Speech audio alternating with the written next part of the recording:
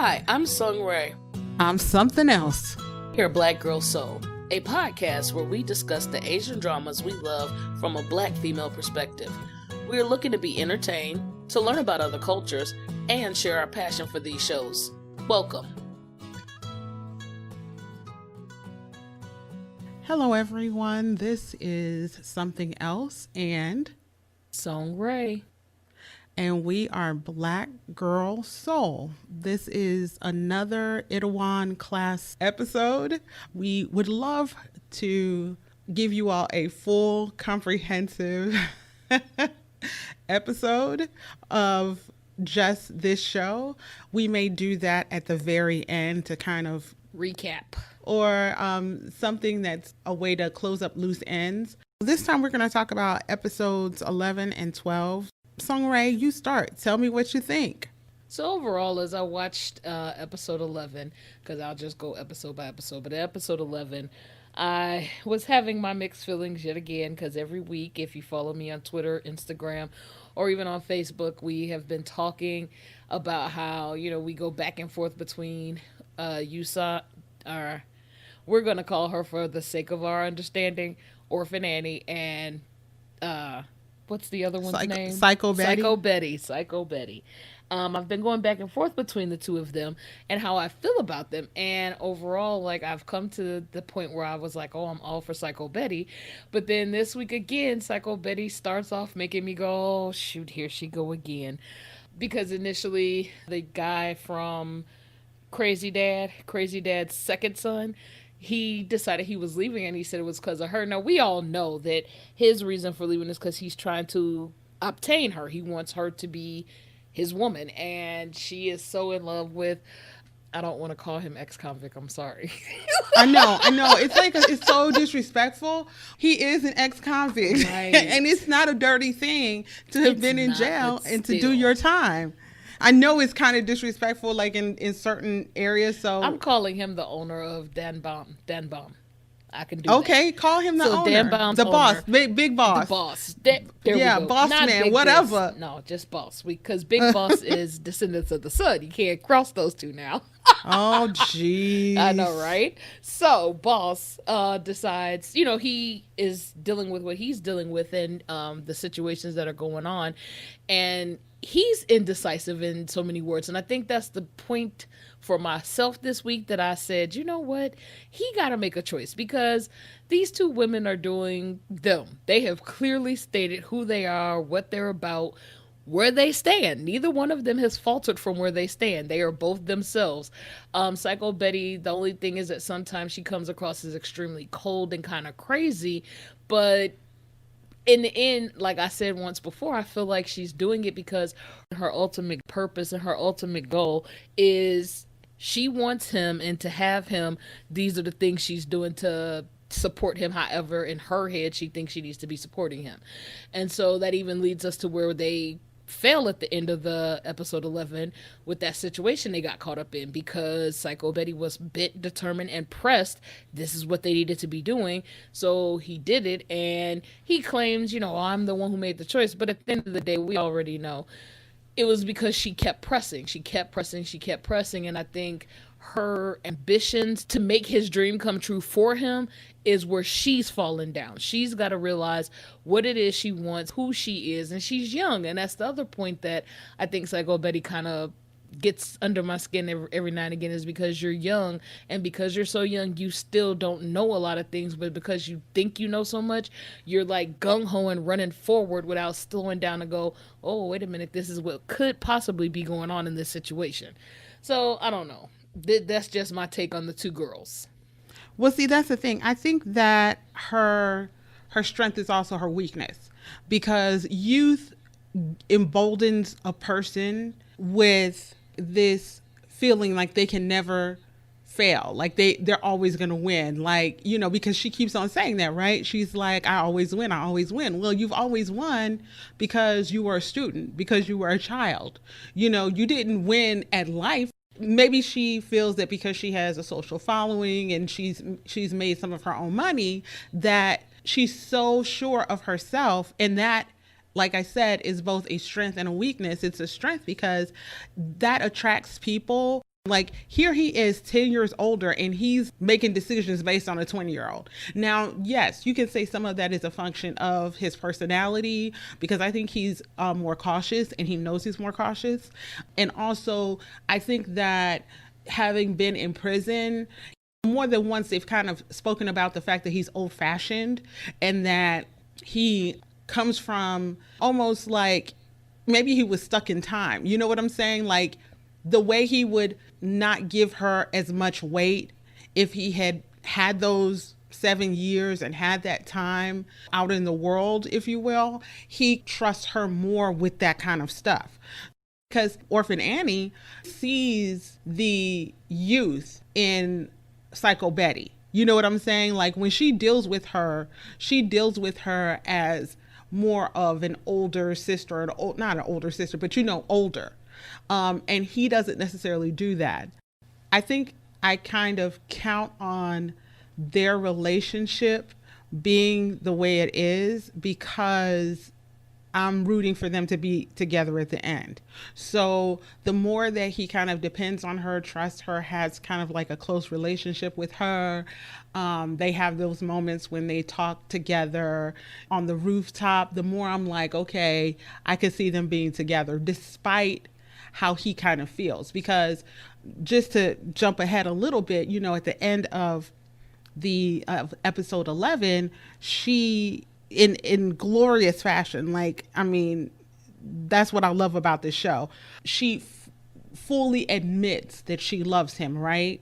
And he is very adamant that they are just friends and coworkers. And I think he's like that because he spent so much time, so many years focused on Orphan Annie that I feel like bit by bit, it's just going to take time for his mind to shift. Bit by bit for him to realize, oh snap, I said I'm in love with one chick, but I really depend on and care about another. I think that's the realization he's going to come to.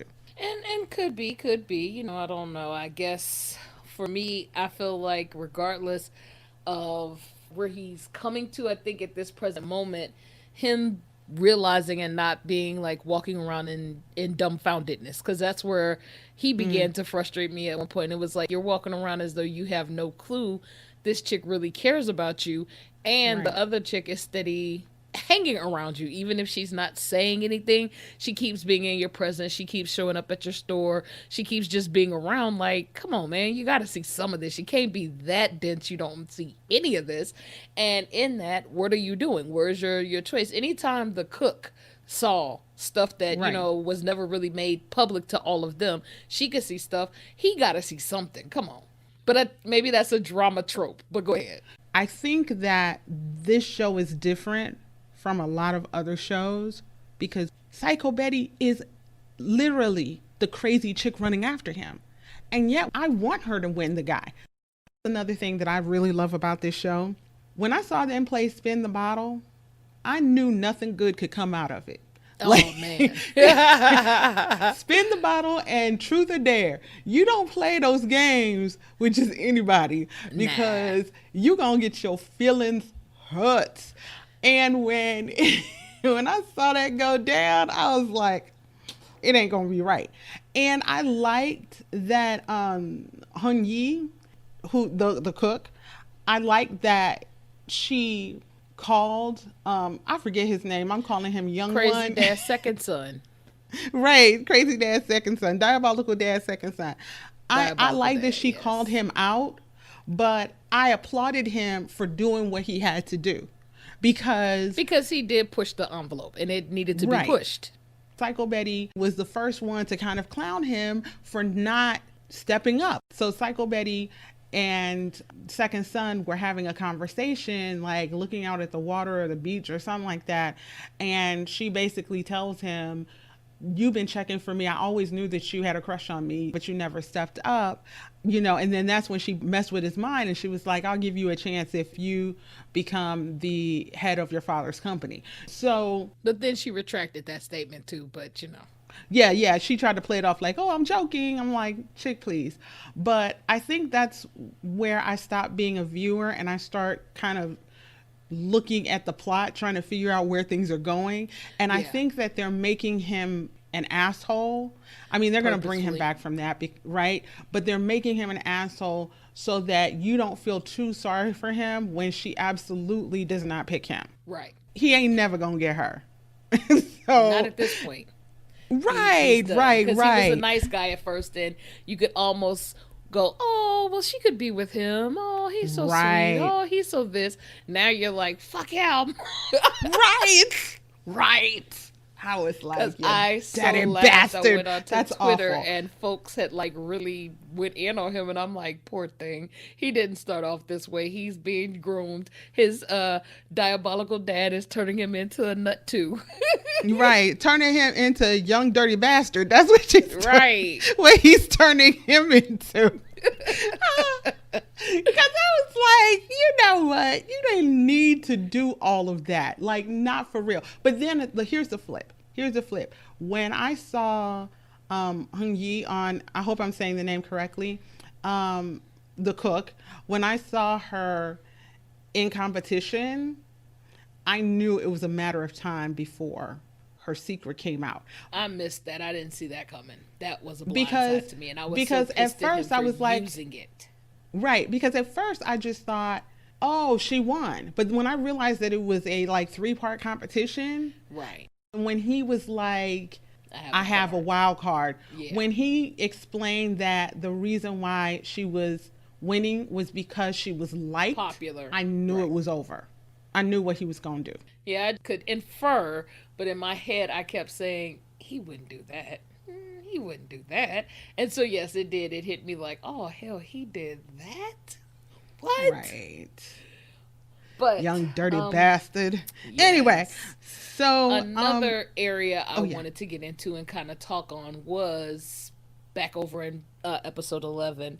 We had a couple of, I guess, key concepts that kind of stuck out to me. Key concept one is, again, I know this is a K drama trope, but you know me. I am always the realist about things. So like I'm always looking at why can our art not be more realistic to our lives? And how under the sun did y'all not see that the investor was fake as fuck? Like Oh right. when Right. dude kept pressing y'all, that should have been clue number 222. Hold Right. on, slow down. What's the press? If you trying to invest, you don't be in no rush to hand your money off. Why should we be in a rush to take your money? Slow your roll, partner. He asked Glasses to check it out, but Glasses did he came back with basically, oh, he's a well-known investor. But you did do deeper digging, and that kind of frustrated me because I'm like, some of the shit y'all running into ain't gotta be, but I'm realizing, okay, it's a drama, they gotta have a storyline, they gotta make this happen. But yeah, that kind of pissed me off. Right. It was just happening too fast. And so when Glasses came back, I was like, okay, it's fine. You know, it was kind of like a fake out.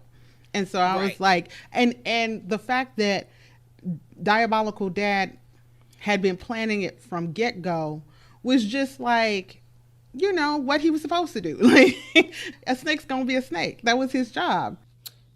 Yeah. And so I felt bad for them, but as stuff started to happen, I it's like it's unfolding the way it needs to unfold, right? Because of course the grandmother. Okay, so let me go back a little bit. I knew when she was walking around and people were paying her and she was lending people money and she was like a landlord, I knew she was rich. I knew she was rich then. So when you come to find out how very wealthy she is, I wasn't surprised. And when she was in the hospital and you find out, that was a big twist, right? Well, so Because wait, don't say that part yet. Thing I want to dig into that just a little bit. Right, that was my go for second it. point. But no, I wanted to finish up on this in that even though it is the way it had to go, I think a part of this too is a learning experience for Psycho Betty because Psycho Betty needed to realize and needs to understand that everything that looks good isn't good, and even if you're trying to obtain a goal, you can't run after all of the stuff that comes as a gift horse. Some gift horse are Trojan horses, and be cautious. So even though he jumped in because she agreed, still I think it's going to cause her to be a little more cautious in future maneuvers and movements, because that's where we're at. We're at the point of, okay, rich grandma did come and save him, but I still kind of feel like there's some stuff that they're going to have to be, because Diabolical Dad is not done with them. Flat out. He's right. No. He's not done, especially since when, okay, so yet another somewhat trope of these dramas is everybody somehow magically knows everybody else. Yeah. So how is Diabolical Dad know Rich Granny, right? Oh, because they're associates and she invested in his company eons ago. Okay. How'd that happen? Out of like hundreds of thousands of millions of people in Seoul. Right. But still, because Seoul is huge. I don't think people realize how big it is. Seoul is extremely big, with lots of different little suburbs and provinces, or counties, or whatever we want to call them. Right. There's like absolutely no reason they'd have to run into each other like that. But okay, it's a drama, so let it be what it is. But I love the scene between Rich Granny and Diabolical Dad. Yeah, because it clarifies that I personally think that he's obsessed with the gang and with Lord, his name, but let's call him the boss. With the boss, because he represents the man he used to be, the young man of character that he used to be. To have a young man stand up to strength, like if you're someone like him, right, or any person who has made moral concessions in order to get by, then you don't want to meet the person who does it the hard way but does it the right way.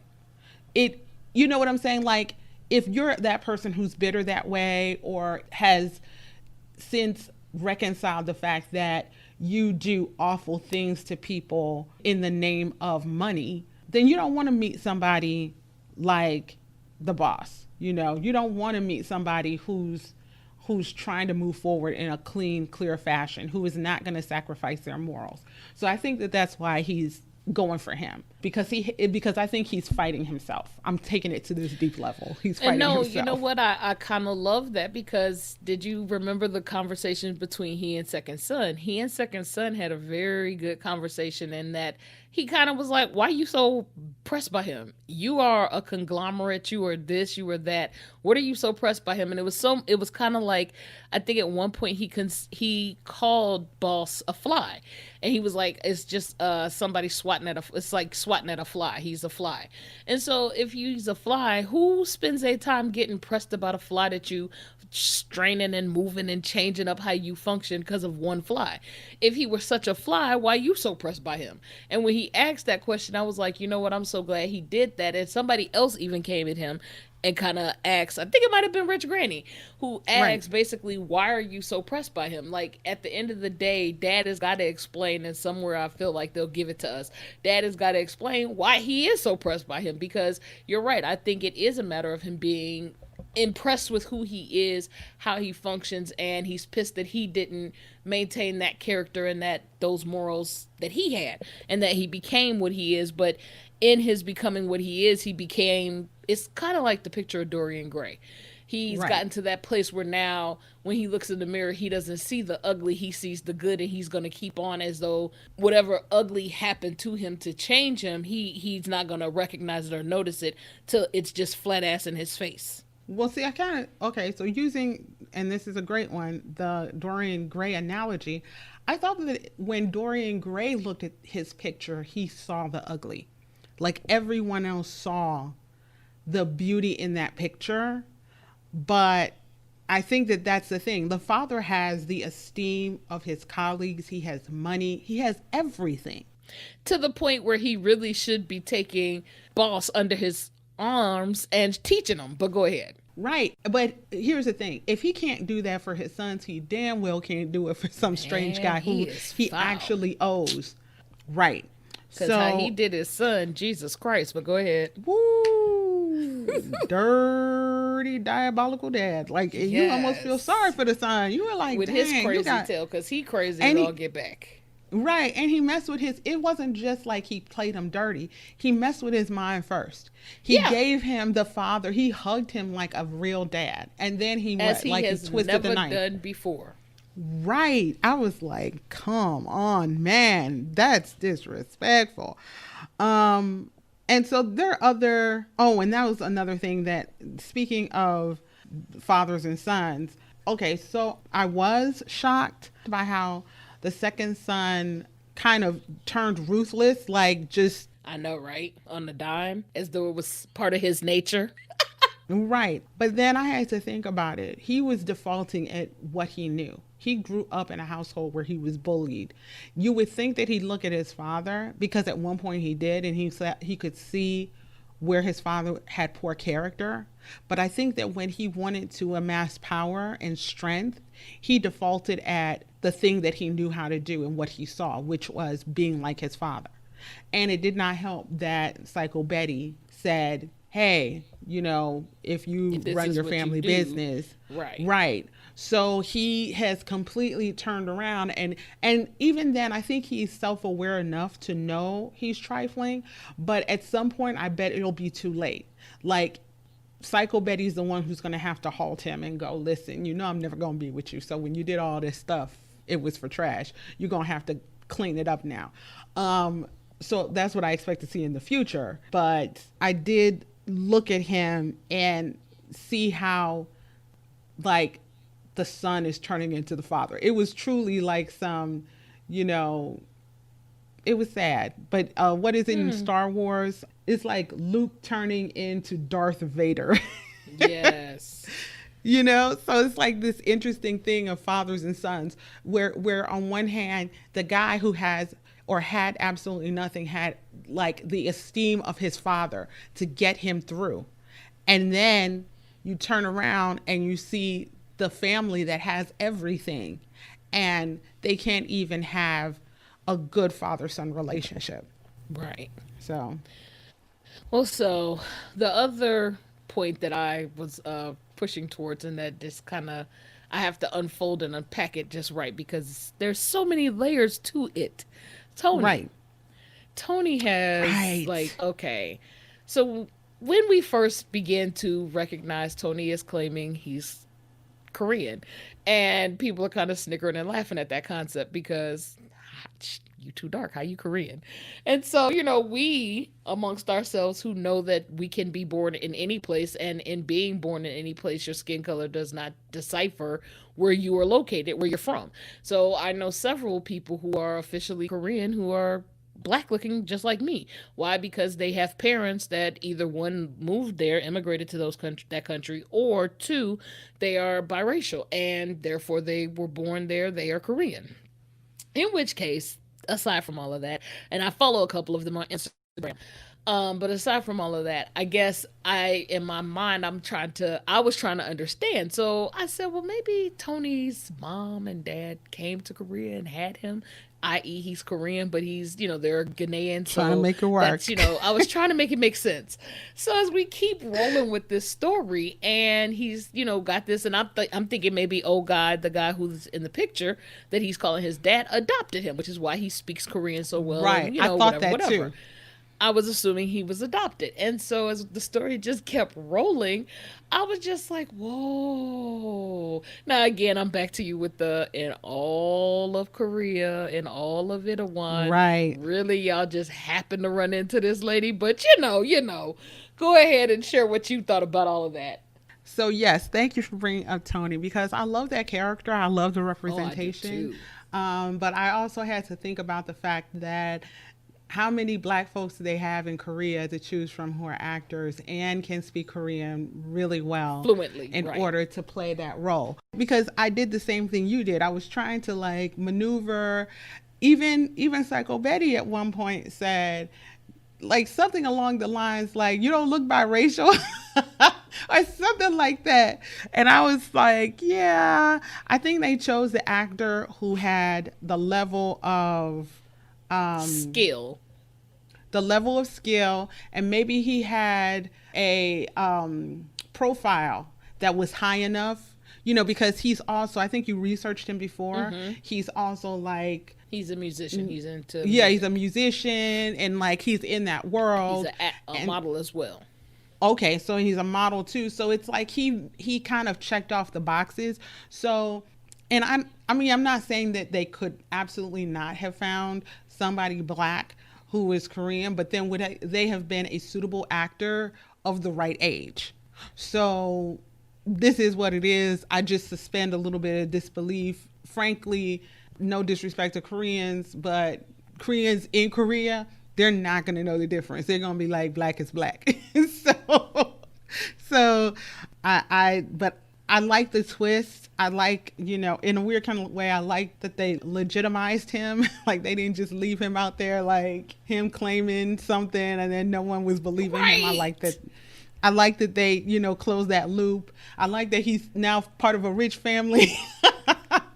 I'm like, hey, you come from well. For those who don't know, what we have come to discover on the show is, you know, spoiler alert, as though we have not done all of that.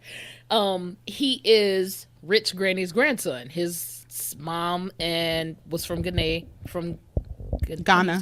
No, not Ghana. Ghana. No, it's Guinea. Oh, yes, from Guinea. Okay. Right. And that was why I was saying Ghanaian, but I could be incorrect with that, huh? Yeah, no, Ghanaian not Ghanaian. What is it then? Ghanaian? That's not right. Lord, somebody put it in the comments. We got to look that up. Right. We got to learn. Oh, gosh. We do. Help us out, please. Hey, I'm black, but I don't know everything black. So no, hey. I don't. I'm half African, but I don't know everything African. I'm going to get a doggone t-shirt that says we are not a monolith, so people could stop assuming one knowledge of one is not the knowledge of all. Just not. Right. Anyway. Nice phrase. So back over here to Tony. His mom was from Guinea and dad is from Korea. Dad is Rich Granny's son. And he married the woman even though mom was against it. And because she was against it, basically she disowned him. She pushed him off. And he grew up, you know, regular. He says poor. That's the word they're using. I'm saying regular. Grew up, you know, in a household or functioning where he did not have the opportunity to really get to know them. And they had no clue who he was. I think he may have had one memory of meeting her. Did he? I don't remember all that. I can't remember either. I want to say I thought he had one memory of having met the grandma, but I can't really remember. What I do know is that Boss had been going out passing out flyers and passing out the flyers. They were torn down by the police because it was against, I guess, a law to hang those up. And so she happened to see them because she was in the store in Donbum at the time and she saw it. And that's how she found out what was going on. Right. But she didn't piece it together completely that Tony was her grandson until they were in the hospital. Because, I don't think she knew until they were there. She knew it was her son on that picture.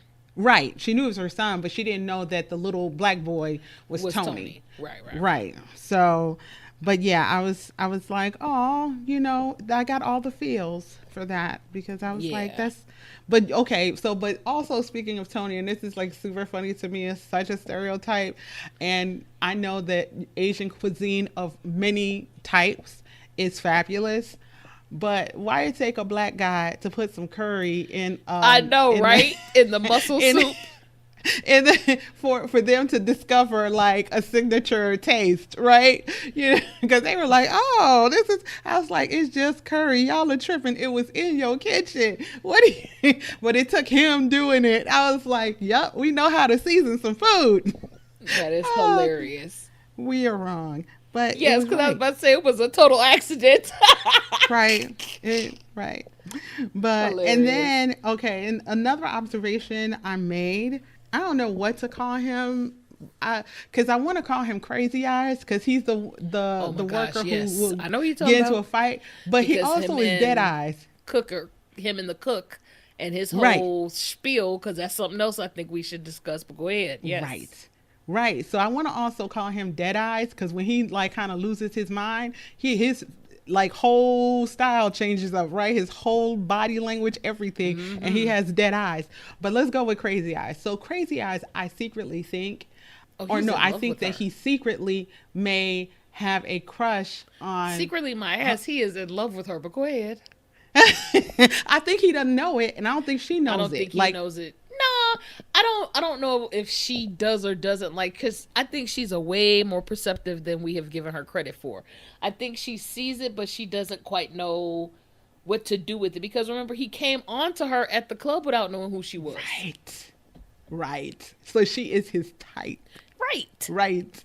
So, but my thing is, um, I just am waiting to see how that unfolds too. Because when he gave Well, that part like of it that is speech, I was yeah. like, that's deep. I mean, I was expecting him to turn one way and then he turned another, and I was like, whoa. But But you okay, go. so let's go into that because that was kind of where I think I maybe I missed something. I kind of felt like his speech was saying she is okay to be who she wants to be, but she is abnormal to nature. And so I was like, okay, well, dude, wait a minute. You if that's how you feel, are you aware of how you feel underneath that? Because underneath that, we see you like her. Like He you doesn't might not know. 100% know it, but you've got all of the signs of thinking she's cool and being all her protector and concerned about what she has on, and all the weirdo stuff that goes when you start liking people. I I don't think he knows. And I think that he, like all the other characters, in one way or the other, gets transformed. I think Okay. that he initially was like, ugh, yuck, yucky, and then I think that he has a respect and esteem for her. I think that he treated her like a dude. You know what At I'm saying? first. Mm-hmm. At first. And then he now has respect for her. And part of that was almost like this transformative speech where he's like, don't you understand how strong she is? She like doesn't give a damn about nature. Like she goes against type. She goes against everything that you think is supposed to be. And she's strong. You don't know that? At least that's what I was taking from it. Maybe I missed something. But that was his kind of speech. Like, you don't know how strong she is because you're supposed to be going along with nature, and she goes against it. So if she goes along with against nature, she damn well can stand up to these folks. In other words, Right. And so I took that and I received that. I received that he was giving her props for her strength. But, okay, have you ever seen or dealt with men who, of course, they like, well, not of course, let me bag that back. Men who like women, but they also have this like underlying disdain for women. girl, So yes, if they there is want to a whole date, movement of okay, folks who are of these trifling. Okay, we got to talk about that for two seconds. Like, have you ever heard of MGTOW? yeah, It's like an acronym, men going their own way, and they have like subcategories and sections. But there is a whole movement, even among like black men. There's like a subcategory of these men who are heterosexual, but they hate women.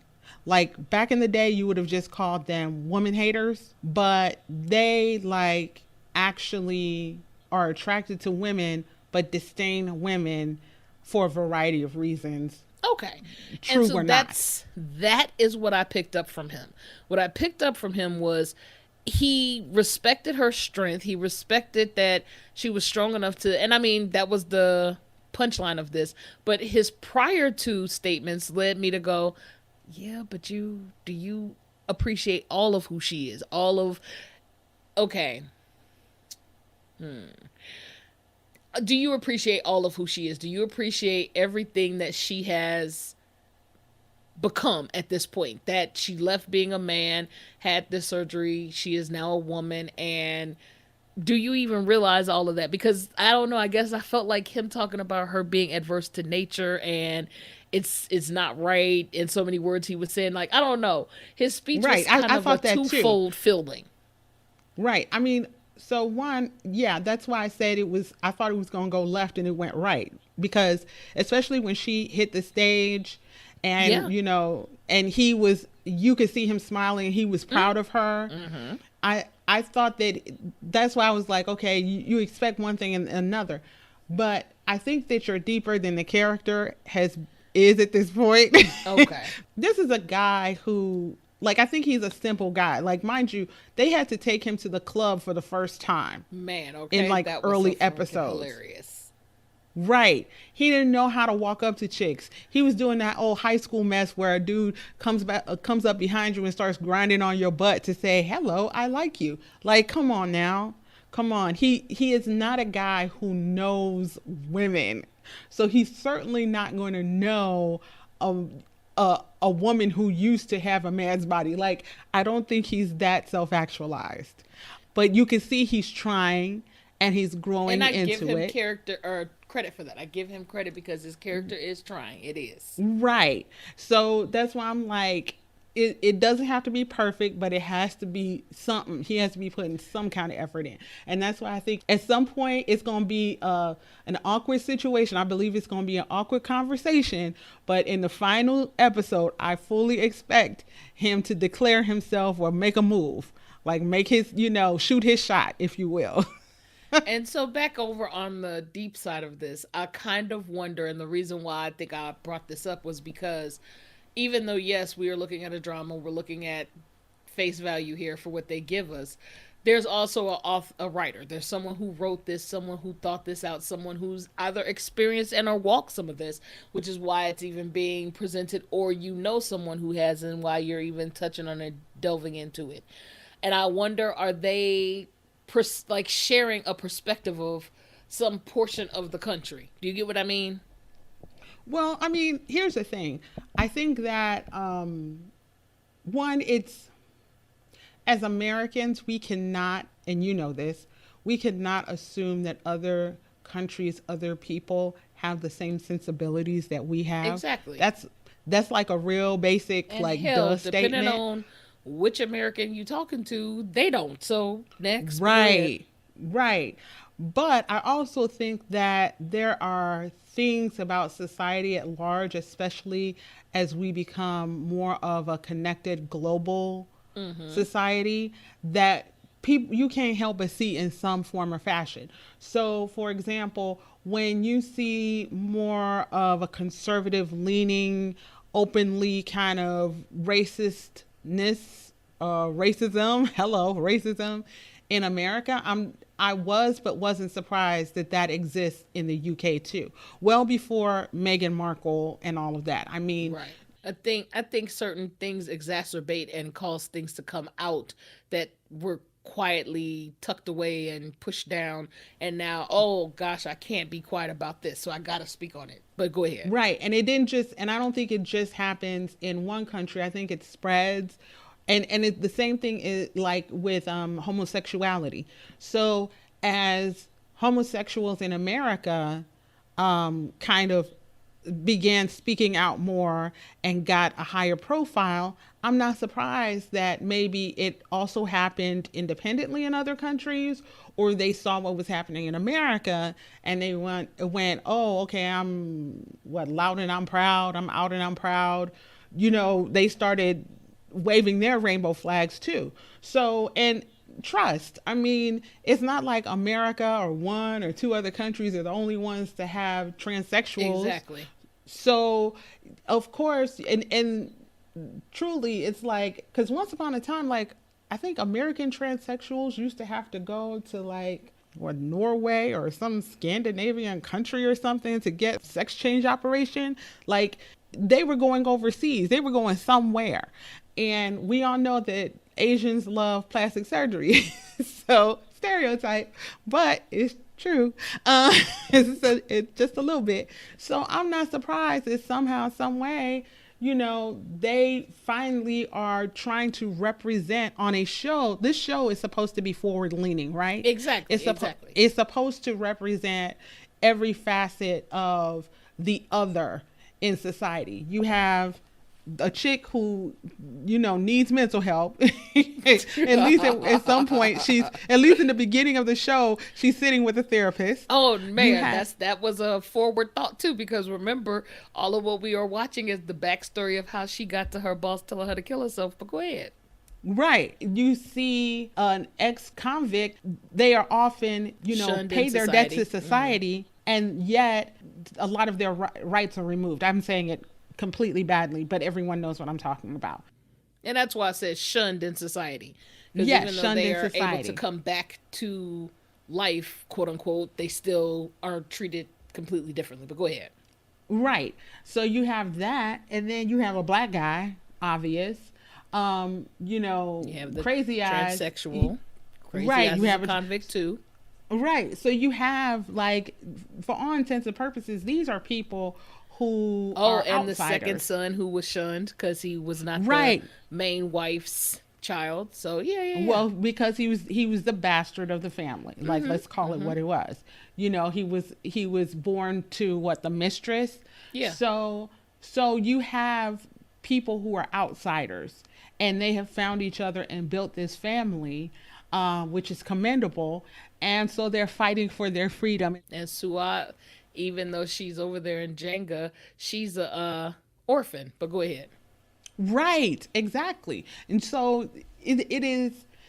I'm not surprised. I mean, I'm proud of the writers and I of am as well. I whomever really am. who approved, because okay, so it was a webtoon, right? And a popular webtoon that I think is still ongoing. And so it's an easy choice. They have a long history. Koreans, Japanese have a long history of taking anime and webtoons that are popular and turning them into live action shows and movies. So it was an easy choice, but they could have like said, hey, let's make the transsexual, let's lighten it up, because that's what American television and film companies do. They take something that's really honest and true and heartfelt, whether it's a book or whatever, and then they turn around and like water it down.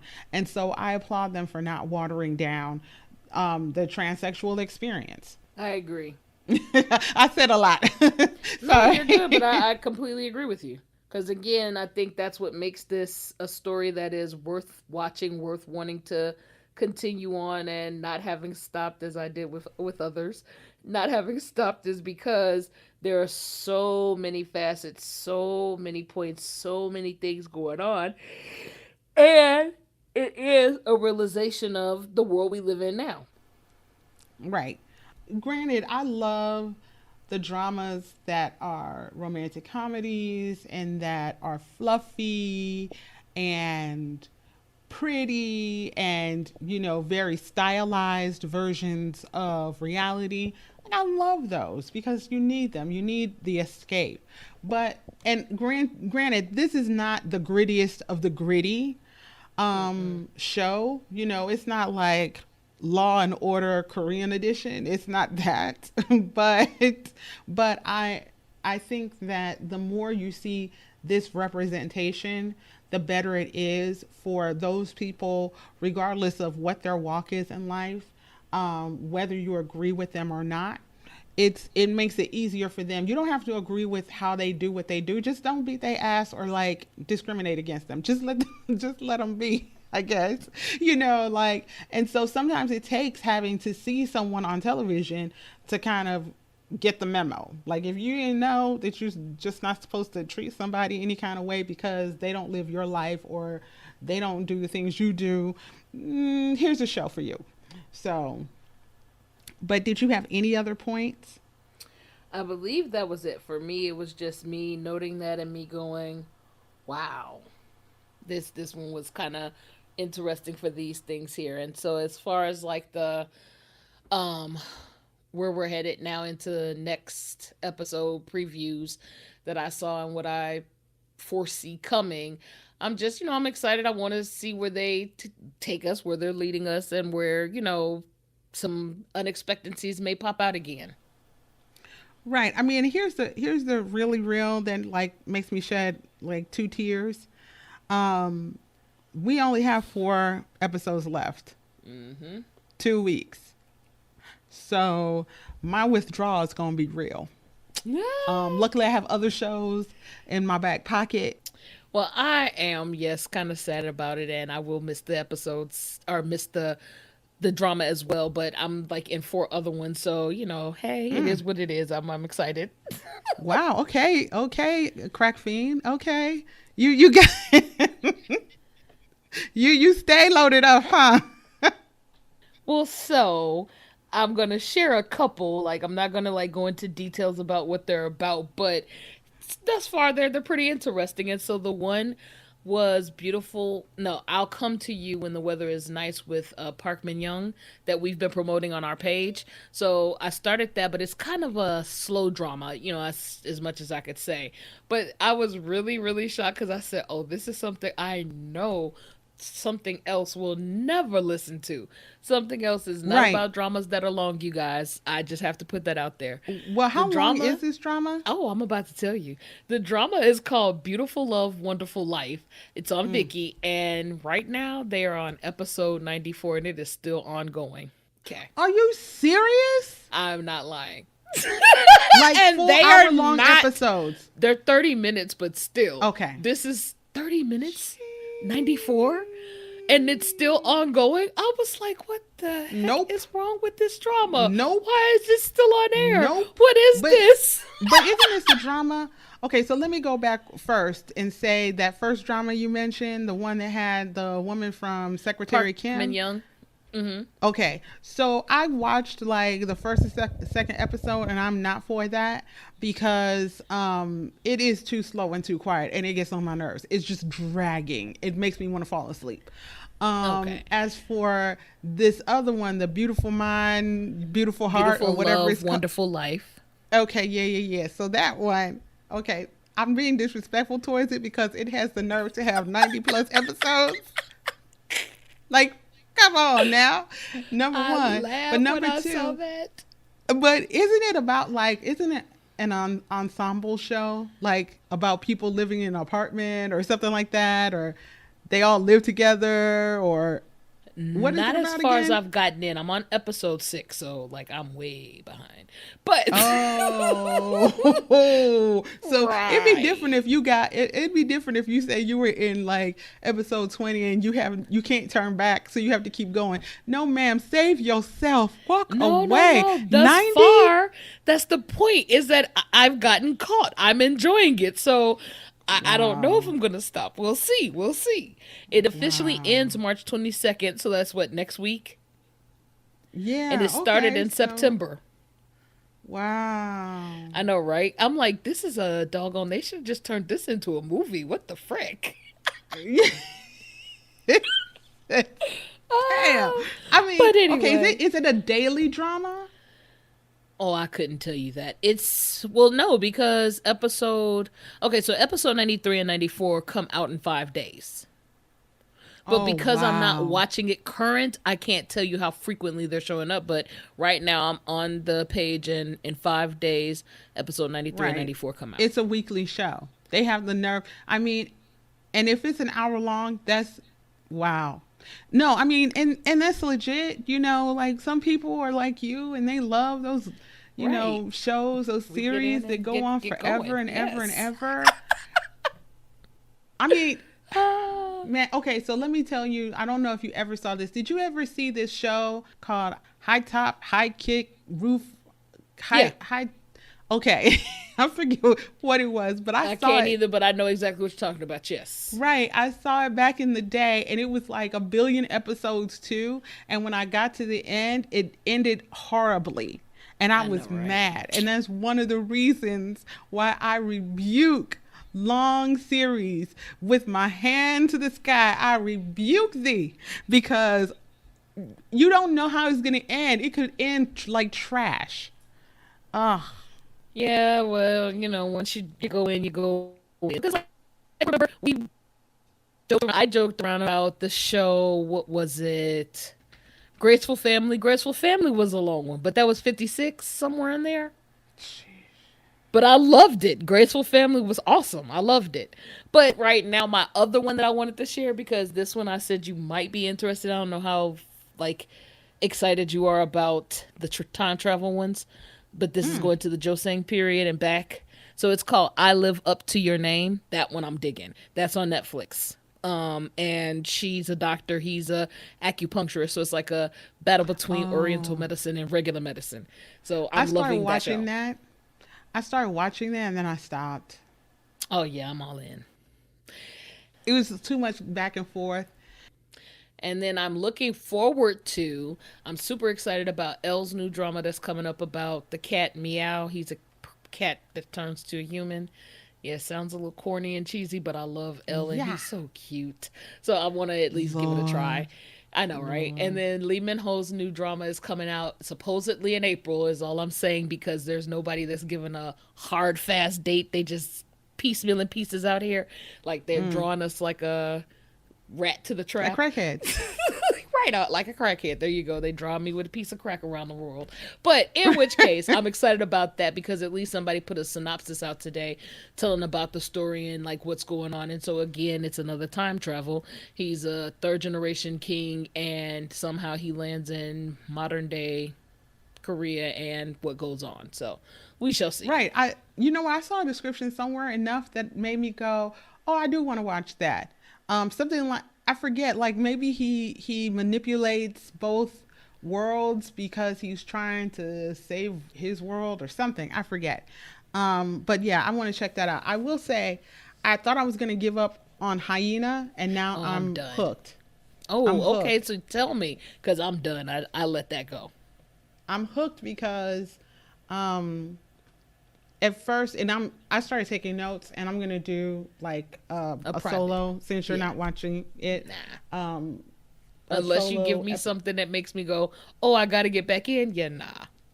right. I mean, I think I was one. I was just shallow, and I was like, all just constantly, her puffy face. The lead actress's puffy face was just getting on my nerves. I was just like, stop the plastic surgery. Especially since I'd seen pictures of her, and I think I'd seen dramas or movies with her in it like years ago. And so I was like, what are you doing? This Oh, doesn't make any sense. Jesus. But as I watched it, it's like, you know how like you want to give a show that seems like it should be decent at least 2 or 3 episodes before you turn away. I That's gave pretty it much what 3. happened. And Yeah, I gave it and the 3. writing is good, and it's, and it has cliffhangers like nobody's business. And once you get past the fact that she's morally flexible Well, she's an and bold asshole, as all but get moving out. on. What'd you say? She's an asshole, but moving on. Right, right. But so is he. And once you get He's past less of that, an ass than she is. She is like a yeah, no, no, major no. asshole. He Episode is. 3 is as far as I got anybody before you try to tell me about myself. But up to episode 3, she's an asshole. But go ahead. Right, she is. But she does it in a tracksuit and a bubble Girl, jacket. Like she got. Adidas tracksuit, you hear me? So some of this is that I think that she is the Korean version of a hood chick. Like I think she is that hood chick Ah. who got herself a degree, and people are still trying to figure out how she exists. Like I think she's like some kind of Oh, weird, she like is sketchy as a motherfucker. You hear me? She make right, her money however. She will do right, whatever. She will cross whoever. right. I'm like, she just an ass. Right. So at first, you're uncomfortable with her as a Mm-hmm. character because it's not Mm-hmm. him. He's a typical character. It ain't You're him. Right. uncomfortable with her because she is completely ruthless. She is completely diabolical, and she has no moral code. So is that what turned you off about her? I think for myself, more than anything, what was more disturbing with her was just getting to, like, I wanted her to get one way and she wouldn't. She's like all over the fucking place and that was driving me batty. Like, are you decent? Are you trying to work because this is your hustle and how you hustle? Are you just out to get people? Like, what the hell are you doing? And why can't you get in one lane and stick? And I don't need you to be in a box, no, but be one way. Like, okay, so in comparison, paralleling for you, the drama I'm watching called I Live. Excuse me, I'm gonna pull it up again because my tail has like short term memory. Live Up to Your Name. In that drama, Live Up to Your Name, part of the problem I have with that character is that he's kind of all over the place. So you can't really figure out, dude, what are you doing? Are you a good guy? Are you an asshole? Like, what are you? So she frustrated my what are you in him. I guess not like calling her all the way out and just putting her shit out there, he kept, he tried to have his one little moment. Then he turned around and he's helping her before the dude with the gun, with the knife showed up. Then he's turned back around and he's over here. So it's like, I don't know. Their back and forth was just kind of driving me batty. But go ahead. Well, I think I forget what episode. I think I'm on 6 or 7 at this point. And yes, that is exactly what frustrated me about the show. But without going into too much detail, because, we're going to have a show about it and hopefully maybe you will join. Everything you said is completely correct. And I think that that's one of the reasons why I'm still attracted to the show, because it goes completely against type. And she was not recognizable to me as a character, and not typical to the kind of female characters we're used to seeing. Because even if we see a character who's morally flexible, typically they're like that because they're trying to save their dying mother, or there's some kind of thing that they're trying to do that makes you realize, oh, okay, they're really misunderstood. No, this chick, so far she's not misunderstood, but it is a hilarious show. It is only getting better and better. If you have a chance, keep on watching the show. You realize that there's more going on than meets the eye, and so that's why they can't give you everything all at once. Like, this is not going to be a show where you can see what's coming. When stuff hits, you're like, whoa, I didn't know that was going to happen. So I'm not going to go into it anymore. Okay. So those are your 4 shows? Yeah, that's 3. And then Itaewon Class makes 4 that I'm in right this minute. So not 4 others, but 4 total. Okay. So, I mean, we will, as always, try to keep you all up to date. I tend to be slow with my editing, but we're going to get out more podcasts. And please, please, please be sure to check us out on social media. Sung Rae tends to be the one who is posting the most because she's a saint and she has that high energy to communicate with everyone. I like to do it too, but I tend to be more on Facebook, and she tends to be on Instagram and Twitter and every other form of media. So we look forward to your comments and you educating us and telling us where we were wrong, or agreeing with us and telling us where we're wonderful and completely right. Do you have anything else to add, Sung Rae, before we end this? Just one last little tidbit. Check your text message. I sent you a text of what the subtitle for Itaewon Class has it spelled as Guinean. Is that Ghanaian? So I did see your text. So I hope that everyone posts so that we can find out the right way to say it. All right. Well, thank you guys so much. Have a great one. And this is Sung Rae out. I'm something else. Have a good one. Bye.